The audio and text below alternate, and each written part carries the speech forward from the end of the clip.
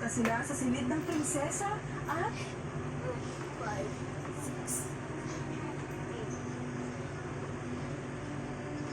6, 8. Isinusumpa ka namin, prinsesa, nang dahil sa iyo nasira ang pahinga namin. Mula ngayon, lahat ng araw maliban sa linggo, kapag pinakita mo sa iba ang mukha mo, magkakasakit sila ng isang buong linggo. Kaya walang sino man nagugustuhin makita pa ang mukha mo. Mababali lang ang sumpa pag nakahanap ka ng bell na may 200 taon nang hindi tumutunog. At iyon na nga ang nangyari. Ang sino mang makakita sa mukha ng prinsesa sa anumang araw maliban sa linggo ay nagkakasakit. Kaya kinailangang magsuot ng belo ang prinsesa araw-araw maliban sa linggo.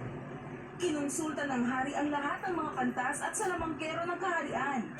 Pero walang sino man ang nakakaalam kung paano mababali ang sumpa. Ilang taon pa ang lumipas.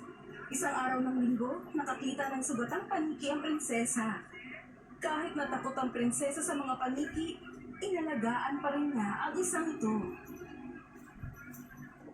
Oo, kawawa ka naman. Nasaktan ka yata. Heto, komportable ba ang pakiramdam mo? Hihingi ako ng gamot para sa sugat mo. Prinsesa, Nakapagsasalita ka? nakapagsasalita ang lahat ng nilalang prinsesa. Pero ang mga may busilak na kalooban lang ang talagang nakakarinig. At isa kang taong may busilak na puso.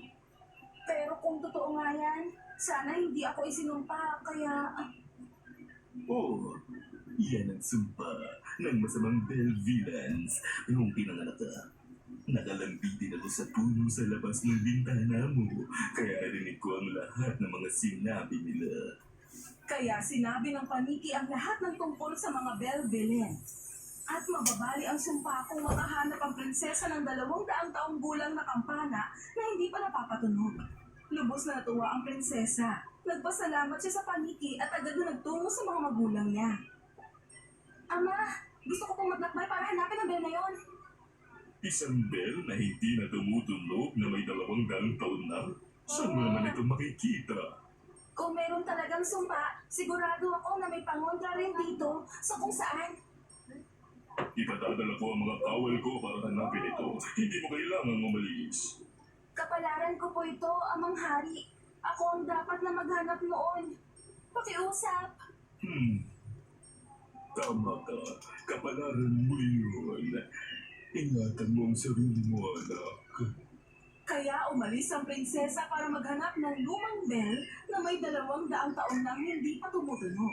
Lumapit siya sa mga salamangkero at mga pantas pero walang may nakakaalam ng ganong uri ng bell. Isang araw, habang nagpapahinga siya sa isang kuweba, may narinig siyang tunog.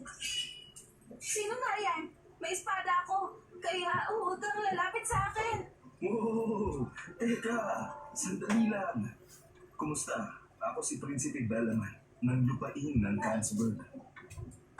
Anong ginagawa mo rito? Ikinagagalak din kitang makilala. Isinumpa ako at para sa kaalaman